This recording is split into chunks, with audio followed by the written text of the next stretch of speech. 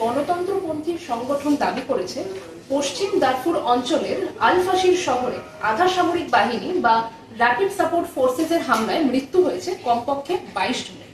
তবে এই ঘটনায় দায় নিতে অস্বীকার করেছে আরএসএফ। সামাজিক যোগাযোগ মাধ্যমে গণতন্ত্রপন্থী আল-ফাশি রেজিস্ট্যান্স কমিটি জানিয়েছে, শহরের মার্কেট, হাসপাতাল এবং বিভিন্ন অ্যাপার্টমেন্ট লক্ষ্য করে কামান থেকে গোলাবর্ষণ করেছে আরএসএফ।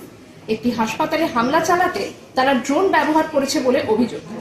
সুদানের গৃহযুদ্ধে দারফুর অঞ্চলের আল-ফাশির শহর এখনো সে দেশের সরকারি সেনাবাহিনীর নিয়ন্ত্রণে আছে।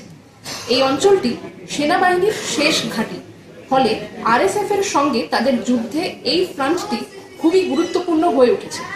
এখানে লড়াইয়ে কয়েক সপ্তাহ ধরে অচলাবস্থা চলার পর নতুন করে অশান্তি বাড়ছে। এর মধ্যেই এই হামলার ঘটনা ঘটেছে বলে দাবি রেজিস্ট্যান্স কমিটির। পরে তারা বিবৃতি দিয়ে দাবি করে এই হামলার ঘটনায় 97 জন মানুষ নিহত অথবা আহত হয়েছে।